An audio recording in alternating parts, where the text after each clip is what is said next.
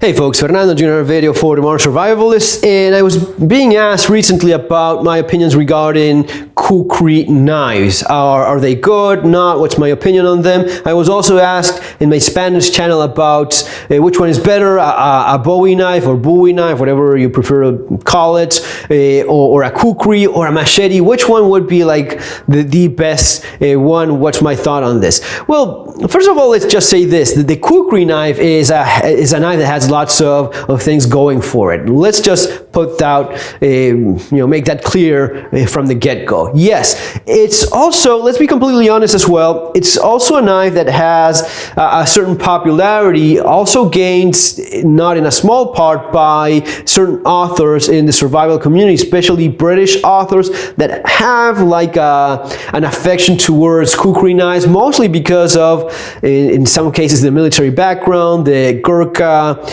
warrior and his Kukri knife, all that romantic thing going for it. You never bring out your knife without tasting blood, and you have a little thing here that says to nick your finger because that is, the tradition, and so on and so on.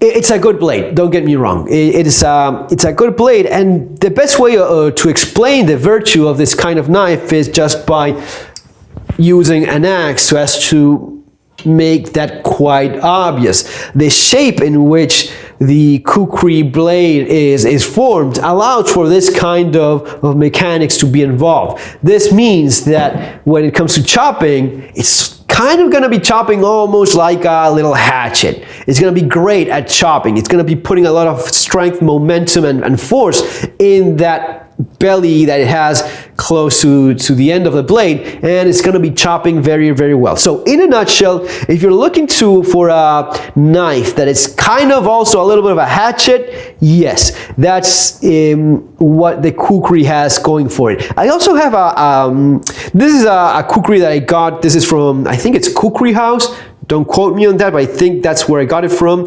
This was sent from Nepal, just verified through mail. There's a marking, you just let me know, there's in the comment section. But one of the things I liked is that it has the more traditional handle, specifically because it has a full tang. That's the thing I like the most. Now, the thing I don't like is that being a more traditional Americanized handle, Desert Eagle or something like that. It has like some kind of name. Now, being this shaped and not the traditional Kukri handle shape, it is a lot easier for this to slip out of your hand. With your traditional Kukri handle will be thicker here. It has a kind of like a thicker part there, and that prevents your hand from slipping when you're gripping it. And keeping in mind that this is a blade mostly intended for slashing and that kind of work, and the weight it has, especially this one, which is very, very thick. I love that about it, but it's also quite heavy, and a lot of force goes into each swing, and this makes it a lot more likely to just slip out of your hand. I knew all of that when I bought it, to be honest, but my idea was replace these eventually with my own version of a traditional Kukri handle that's thicker here on this end. It's just a matter of replacing these scales, really, not that big a deal, and it's something that I'll eventually end up doing. Now, many of these British authors, I think Lofty Wiseman, like the bolo type of kind of knife, or machete, bolos are the thing that Lofty Wiseman, if I remember correctly, goes for. Hugh McManus likes the Kukri a lot. I remember that from one of his books. But I think that there's a lot of that influence, of that romantic idea of the Nepal warrior and his knife. It's going to be chopping great, and the explanation that you get from these guys is that, well, this is the chopping part, so you're going to be cutting wood with this, so you have like a thicker edge here, and then on this part here you have like a sharper edge, and this is what you use for detail cutting, and you have a sharper edge here, and that's what you use for detail cutting as well. I'm not that much of a fan of this part is for this part is for that, and that sort of thing. The thing I do see about Kukri knives that it's not as nice, not as cool though, is that you have a continuous curvature here that's constantly changing. So it's kind of hard to predict when you're actually using this as a cutting tool. When I just need to cut something, sure, I can just cut with this tip right here, but I don't have that continuous edge so as to know exactly where I'm at. So I have to always, like your GPS constantly recalculating where I'm at with the edge. And there's even moments at which if I have a table or a surface like this, I just cannot use that edge at all. That's something not as likely to happen with a straight edge. With a straight edge, sure, you don't have that chopping geometry of the blade, but you have a constant idea of where your edge is. So what it basically comes down to is this is a better chopping tool, this is a better overall cutting tool. That's my take on it. And you know, it's quite visible. I think it's pretty easy to see why that is. The Machete, in my opinion, is a better overall utilitarian tool. Man, even like a combat weapon in Africa, machetes are, you know, I think there's in a national flag in some African country they have machetes.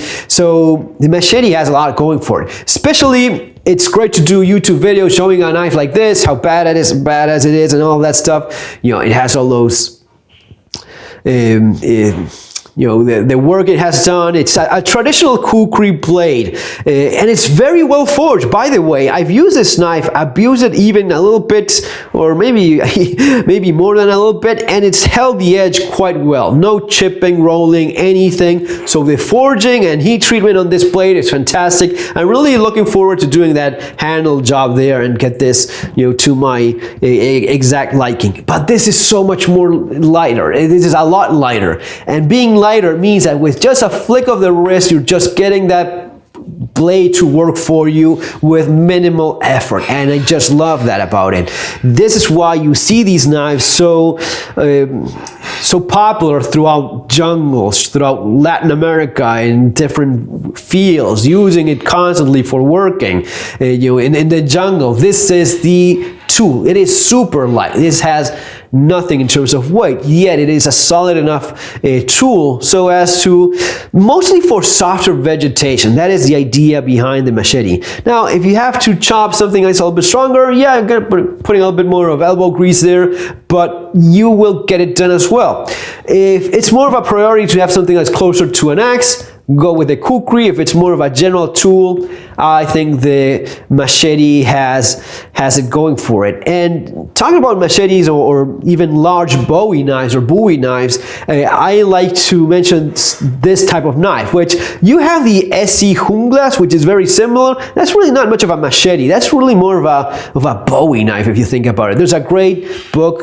Well, it's a great Spanish book written about knives. It's called From the Facon to the Bowie Knife. The author is Abel Domenech. I don't know if he did an English version, but that's a fantastic book.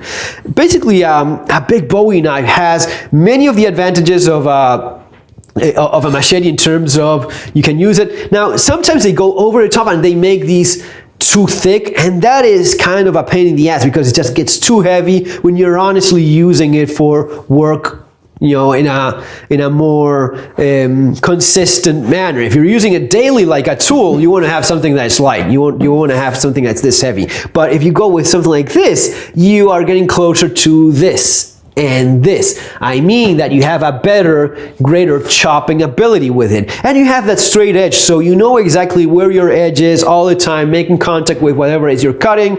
You can do that. You can use the tip a lot better for piercing if you end up using like a weapon in a more consistent manner of knowing where your tip is. This works well, and yes, it's a lot of this is about training. How if you're training all day long with a Kukri knife, man, you are gonna be a beast. And it's a fantastic weapon. As a practical tool, I think it's more about this. And sure, I mean, man, if you get stabbed with a tool like this, with a knife like this one, or slash with it, especially with the weight that you have here, it's going to be chopping wood a lot better than your lighter blade. If we're looking at weapon type of knives, I would pick, of all these, if I had to go with using it as a weapon right now, this is the one I would pick right now. It just needle point piercing capability, and it's going to be slashing like a lunatic. It is super sharp and more than compensates for the lack of mass and weight because of how keen that edge is. Yes, of course, it's not the edge it comes comes out of the bag when you buy it from cold steel. But if you do your own work and you do it properly, this is razor sharp. It's like a scalpel, like a big ass pointy scalpel, and that is pretty awesome as a weapon. So guys, that's my take on Bowie knives, Kukri machetes, and that sort of thing, and where I feel each one fits in the collection of knives that you may want to go for. Folks, have an awesome day. See you on our next video. Take care.